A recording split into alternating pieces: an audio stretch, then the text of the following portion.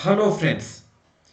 मैं करीम अहमद सिद्दीकी एडवोकेट आप सभी का लेट्स क्रैक जुडिशियल एग्जाम से अन एकेडमी यूट्यूब चैनल में बहुत बहुत स्वागत करता हूं। साथियों, आज हम एक बहुत ही महत्वपूर्ण प्रैक्टिकल लीगल इशू पे बात करने जा रहे हैं। आज बात करेंगे how to file domestic violence cases in court. Court में डोमेस्टिक वायलेंस के केसेस कैसे फाइल करते हैं, डोमेस्टिक वायलेंस एक्ट के तहत जो रेमेडी दी गई है उस रेमेडी को कैसे सीख करते हैं, डोमेस्टिक वायलेंस के केसेस कौन लोग हैं जो कोर्ट में फाइल कर सकते हैं, किसके द्वारा फाइल किया जा सकता है, और साथ ही साथ यह भी देखेंगे कि डोमेस्टिक वायलेंस के केसेस में क्या कोई सजा का भी प्रावधान होता है। इन सभी महत्वपूर्ण लीगल पॉइंट्स पे आज के इस सेशन में चर्चा करेंगे। उससे पहले एक नजर डाल लेते हैं अनअकैडमी के कुछ करंट ऑफर के बारे में। अनअकैडमी ने रिपब्लिक डे के अवसर पर अपने सभी जुडिशियल सब्सक्रिप्शन पर जबरदस्त शानदार ऑफर दिए हैं। सेलिब्रेटिंग रिपब्लिक डे 20% ऑफ, और यह ऑफर सिर्फ 28 जनवरी तक आप पा सकते हैं। और 28 जनवरी के बाद 31 जनवरी से 20% prices are rising. Prices are going to be rising 20% from 31st January 2023। साथियों, इन सारे जुडिशरी के सब्सक्रिप्शंस को आप मेरा कोड करीम सर KARIMSIR करीम सर यूज करके 20% का डिस्काउंट पा सकते हैं।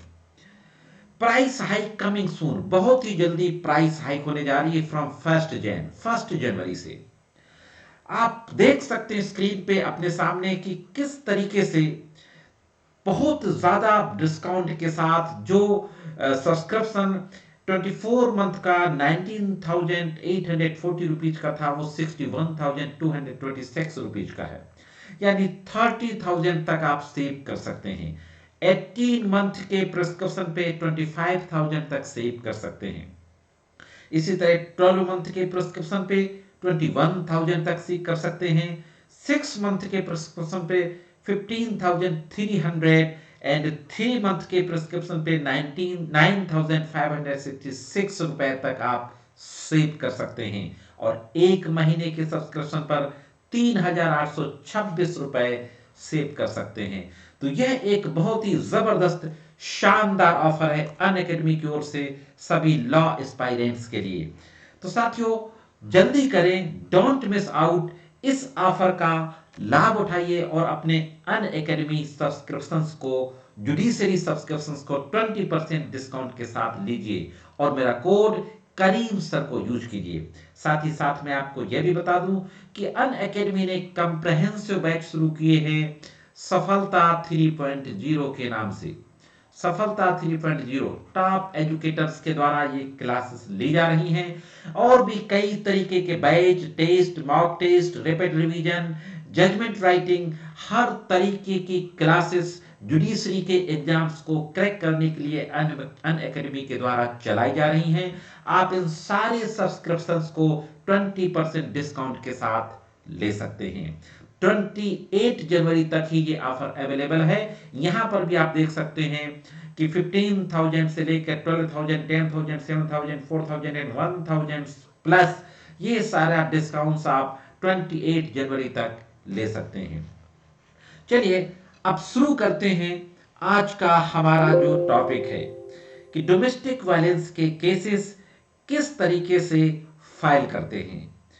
साथियों, सबसे पहले, इससे पहले कि हम ये बात करें कि डोमेस्टिक वायलेंस के केसेस किस तरीके से फाइल करते हैं, सबसे पहले हम ये देख लेते हैं कि डोमेस्टिक वायलेंस के केसेस फाइल कौन कर सकता है। डोमेस्टिक वायलेंस एक्ट जो कि 2005 में भारत की पार्लियामेंट के द्वारा, संसद के द्वारा पास किया गया।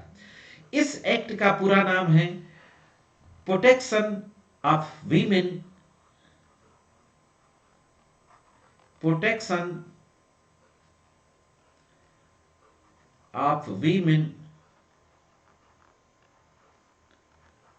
फ्रॉम डोमेस्टिक वायलेंस एक्ट, इसका पूरा नाम है 2005। 2005 में ये भारत की संसद के द्वारा बनाया गया था। इसमें सबसे पहले हम देखते हैं कि वो कौन है जो डोमेस्टिक वायलेंस के केसेस को फाइल कर सकते हैं। डोमेस्टिक वायलेंस के केसेस को फाइल करने के लिए सेक्शन 2A में डेफिनेशन दी गई है एग्रीव्ड पर्सन की। एग्रीव्ड पर्सन को डिफाइन किया गया है डोमेस्टिक वायलेंस एक्ट के सेक्शन 2A में। 2A में कहा गया है aggrieved person means any women, ध्यान रखिए, any women who is or has been in a domestic relationship with the respondent and who alleges to have been subjected to any act of domestic violence by the respondent। सबसे पहली चीज any women। any women मतलब कोई भी women, औरत, कोई भी महिला, लड़की, यानी वो महिला होनी चाहिए। एग्रीव्ड पर्सन मींस व्यथित व्यक्ति। व्यथित व्यक्ति कौन है? कोई भी महिला जिसके साथ किसी भी तरीके का डोमेस्टिक वायलेंस किया गया है। यानी यह साफ हो गया कि डोमेस्टिक वायलेंस एक्ट के तहत सिर्फ महिला ही कंप्लेंट फाइल कर सकती है, पुरुष के द्वारा कंप्लेंट फाइल नहीं की जा सकती। अब वो महिला किसी की भी वाइफ हो सकती है, लिव इन रिलेशन में रहने वाली कोई गर्लफ्रेंड हो सकती है,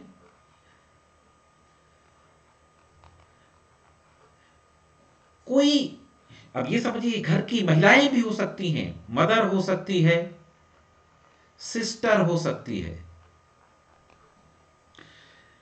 कोई सर्वेंट जो हमारे घर में जो काम किया करती है, लोगों के घरों में जो मेट होती हैं, अगर वो एक ही छत के नीचे रहती हैं तो वो भी काम कर, वो भी डोमेस्टिक वायलेंस की कंप्लेंट फाइल कर सकती हैं। सिर्फ शर्त यह है कि डोमेस्टिक वायलेंस की कंप्लेंट को फाइल करने के लिए 2F में एक डेफिनेशन ये दी गई है कि वो डोमेस्टिक रिलेशनशिप में रहती हो। डोमेस्टिक रिलेशनशिप, डोमेस्टिक रिलेशनशिप में रहने वाली महिला डोमेस्टिक वायलेंस का केस फाइल कर सकती है। वो महिला चाहे डोमेस्टिक रिलेशनशिप में वर्तमान में रह रही हो या at any point of time किसी समय रह सकती हो, वह व्यथित व्यक्ति होती है। तो जो भी एक ही, चाहे संयुक्त यानी ज्वाइंट फैमिली का कोई भी मेंबर, ज्वाइंट फैमिली का कोई भी मेंबर, ज्वाइंट फैमिली का मेंबर भी डोमेस्टिक वायलेंस का केस फाइल कर सकता है, लेकिन वो वीमेन, महिला होनी चाहिए। जो मैरिज की तरह नेचर में रहते हैं, यानी जो हम लिव इन रिलेशन में अगर किसी के साथ रहते हैं, लिव इन में ऐसा relationship in the nature of marriage, marriage के नेचर की जो रिलेशनशिप में दो दोस्त रह रहे हैं, मेल पार्टनर के साथ कोई महिला रह रही है, तो वो भी डोमेस्टिक वायलेंस का मुकदमा कोर्ट में कर सकती है। अब कोर्ट में मुकदमा कैसे होता है, इस पर भी एक नजर डाल लेते हैं। दोस्तों, सेक्शन 12 डोमेस्टिक वायलेंस एक्ट के तहत कोर्ट में कंप्लेंट फाइल की जाती है। सेक्शन 12 के तहत एक सिंपल कंप्लेंट ड्राफ्ट करते हुए a application to the magistrate, section 12 कहता है application to the magistrate, magistrate को एप्लीकेशन, मैजिस्ट्रेट की कोर्ट में, फर्स्ट क्लास मैजिस्ट्रेट की कोर्ट में, याद रहे, फर्स्ट क्लास मैजिस्ट्रेट की कोर्ट में एक एप्लीकेशन ड्राफ्ट करके वो मुकदमे की फॉर्म में होती है और उसको कोर्ट में फाइल किया जाता है। जिस तरीके से रेस्ट ऑफ द केसेस, बाकी केसेस, बाकी कंप्लेंट को फाइल करते हैं, आपने सीआरपीसी में देखा होगा 2D के तहत कोर्ट में एक कंप्लेंट फाइल की जाती है, तो उसी तरीके से डोमेस्टिक वायलेंस की भी एक कंप्लेंट होती है, इसको कोर्ट में फाइल करते हैं। जब डोमेस्टिक वायलेंस की कंप्लेंट फाइल करते हैं तो उसमें जितने लोगों को भी अपोजिट पार्टीज बनाया जाता है, ओपी बनाया जाता है, उन सारे लोगों को ओपी बनाते हैं, उनके खिलाफ कोर्ट नोटिस जारी करती है। कोर्ट नोटिस डीपीओ के माध्यम से जारी करती है। अब ये डीपीओ क्या होता है? डोमेस्टिक वायलेंस एक्ट में ही एक पोस्ट दी गई है डीपीओ, डिस्ट्रिक्ट प्रोटेक्शन ऑफिसर, हर जिले में एक डिस्ट्रिक्ट प्रोटेक्शन ऑफिसर को केंद्र स्टेट गवर्नमेंट राज्य सरकार नियुक्त करेगी और स्टेट गवर्नमेंट द्वारा नियुक्त डिस्ट्रिक्ट प्रोटेक्शन ऑफिसर के माध्यम से कोर्ट अपोजिट पार्टीज को नोटिस भिजवाती है। एक बार नोटिस भेजेगी, 2 बार भेजेगी, 3 बार, अगर वो नहीं आते, अगर कोर्ट को लग जाता है कि deliberately they are refusing to receive the notice sent by the court, जो कोर्ट के द्वारा नोटिस भेजी जा रही है, जानबूझकर इस नोटिस को नहीं ले रहे हैं, जो विपक्षीगण हैं, अपोजिट पार्टीज हैं, तो कोर्ट फिर उनके खिलाफ सर्विस होल्ड कर देगी। सर्विस होल्ड करने का मतलब कि कोर्ट ये मान लेगी कि उनको जानकारी है और उनको एक मौका और देगी, और एक मौका देने के बाद भी अगर वो टर्न अप नहीं होते तो फिर कोर्ट एक्स पार्टी प्रोसीड करने का ऑर्डर कर देगी। एक्स पार्टी प्रोसीड करने के बाद केस आगे कैसे चलेगा, अब स्क्रीन को क्लियर करके उस पे भी एक नजर डाल लेते हैं।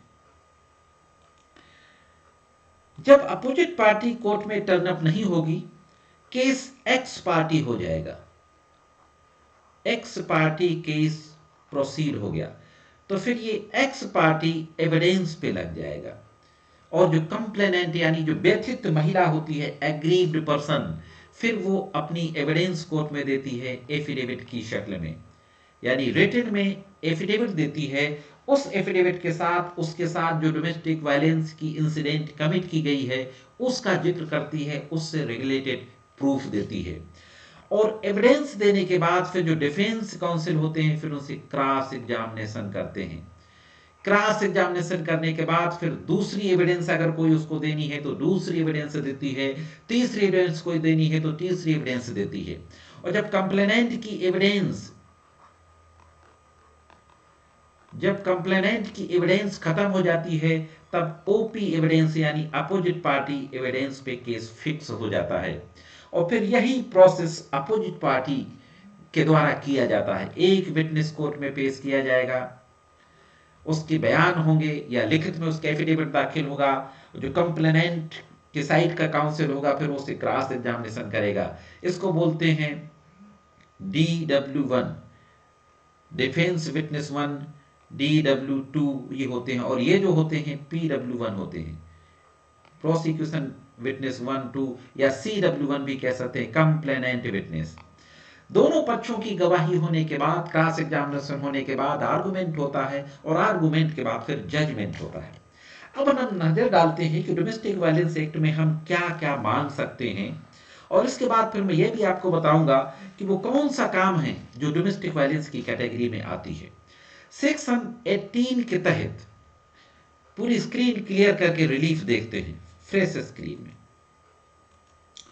Relief claimed under domestic violence, relief claimed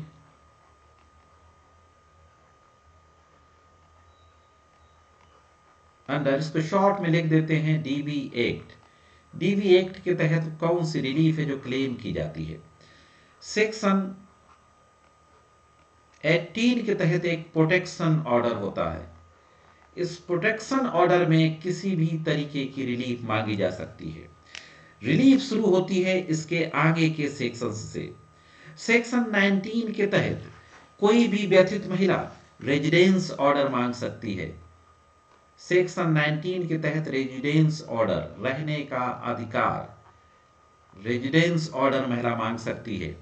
अब वो महिला जिस रिलेशन में होगी उस रिलेशन के अकॉर्डिंग वो मांगेगी। सेक्शन 20 के तहत उस महिला के द्वारा मॉनिटरी रिलीफ मांगा की क्लेम किया जा सकता है, जो भी व्यथित महिला है। मॉनिटरी रिलीफ, मॉनिटरी रिलीफ का मतलब मेंटेनेंस क्लेम कर सकती है, और ये निवास का आदेश, घर में रहने की जगह दी जाए, ये मांग सकती है। सेक्शन 21 के तहत अगर वो इस महिला का कोई बच्चा है, बच्चा छीन लिया उसके मेल पार्टनर ने या पति ने, तो बच्चे की कस्टडी के लिए कस्टडी ऑर्डर भी मांग सकती है। बाकायदे इन सेक्शंस में ये लिखा है कि रेजिडेंस ऑर्डर होगा, ये मॉनिटरी ऑर्डर होगा, रिलीफ्स होंगी, और ये कस्टडी ऑर्डर होगा। इसी तरीके से सेक्शन 22 में घरेलू हिंसा डोमेस्टिक वायलेंस कमिट होने पर कंपनसेशन, बहुत जबरदस्त प्रोविजन है, कंपनसेशन को भी क्लेम किया जा सकता है। तो सेक्शन 18 से लेके सेक्शन 22 तक अलग अलग रिलीफ मांगे जा सकते हैं। यानी प्रोटेक्शन ऑर्डर में तो सब कुछ मांगा जा सकता है, किसी तरीके की हिंसा ना करें, रहने खाने का खर्चा दें, इलाज का खर्चा दें, घर में रहने का किराया दें, बच्चा पढ़ रहा तो बच्ची की पढ़ाई का दें, हालांकि मेंटेनेंस में भी सारी चीज मांगी जा सकती है। कस्टडी ऑर्डर, कंपनसेशन ऑर्डर, ये सारी चीजें मांगी जा सकती हैं डोमेस्टिक वायलेंस के तहत। अब जो एक बहुत ही जरूरी चीज है, जो देखना जरूरी है कि वह क्या है जो डोमेस्टिक वायलेंस की कैटेगरी में आता है। डोमेस्टिक वायलेंस को सेक्शन 3 में डिफाइन किया गया है कि डोमेस्टिक वायलेंस क्या होता है। डोमेस्टिक वायलेंस में वैसे मैं आपको मोटी मोटी चीज बता दूं, किसी भी तरीके का टॉर्चर, फिजिकल टॉर्चर हो, इमोशनल टॉर्चर हो, मेंटल टॉर्चर हो, इकोनॉमिकल टॉर्चर हो, वो डोमेस्टिक वायलेंस होता है। यानी किसी तरीके की गाली गलौज, मार पीट, खर्चा ना देना, कोई भी ऐसी बात कहना, कोई ताना देना जिससे कि वो हर्ट हो जाए, वो भी डोमेस्टिक वायलेंस है। इसको कुछ कैटेगरी में कैटेगराइज किया गया है। एक्सप्लेनेशन में आपको सिर्फ बताता हूं। फिजिकल एब्यूज, एब्यूजेस, शारीरिक abuses, mental abuses, sexual abuses, economical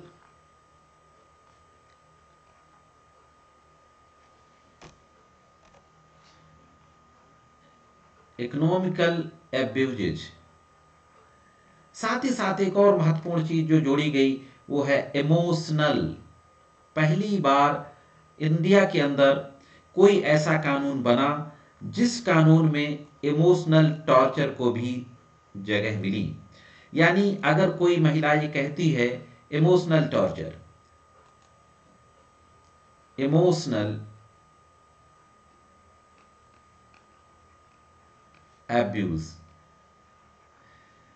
शारीरिक, मानसिक, लैंगिक, आर्थिक और इमोशनल, इस तरीके से अगर कोई भी प्रताड़ना की जाती है तो वो डोमेस्टिक वायलेंस के अंतर्गत आता है। अब आप समझ लीजिए, गाली गलौज करना, मारपीट करना, घर से निकाल देना, उसको खर्चा ना देना, बच्चे की पढ़ाई का पैसा ना देना, किसी भी उसको ताने देना, उसकी बॉडी शेप को लेके, उसके कलर को लेके, किसी भी तरीके से कोई ताना देना, उसके साथ किसी तरीके से यौन हिंसा करना, ये सब कुछ डोमेस्टिक वायलेंस है। तो इस तरीके से आज के सेशन में हमने देखा कि डोमेस्टिक वायलेंस की कंप्लेंट कौन सी महिला फाइल कर सकती है, कैसे कोर्ट में फाइल की जाती है, क्या क्या चीजें डोमेस्टिक वायलेंस के तहत मांग सकती है, और वो कौन कौन से काम हैं विपक्षी गणों के द्वारा जो डोमेस्टिक वायलेंस के तहत किए जाते हैं, जिनको डोमेस्टिक वायलेंस की कैटेगरी में रखा जाता है। तो यह थी एक बहुत ही महत्वपूर्ण प्रैक्टिकल जानकारी दोस्तों। इसी तरीके से अन्य महत्वपूर्ण कानूनी जानकारियों के लिए let's crack judiciary exams YouTube channel को जरूर सब्सक्राइब करें और इसमें मेरी वीडियोस को देखते रहें। बहुत ही महत्वपूर्ण कानूनी जानकारी से संबंधित मैं वीडियोज आपके लिए लेकर के आता रहता हूं। कानून की जानकारी अगर आपको होगी तो आपके अंदर एक कॉन्फिडेंस आएगा, एम्पावरमेंट आएगा। आपको तमाम तरीके की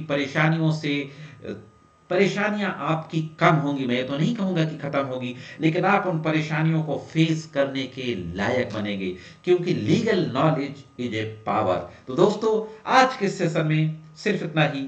मिलते हैं किसी अन्य सेशन में कानून की कुछ अन्य जानकारियों के साथ। तब तक कानून की विभिन्न तरीके की जानकारियों के लिए देखते रहें let's crack judiciary exam Unacademy YouTube channel. Okay, bye bye, take care.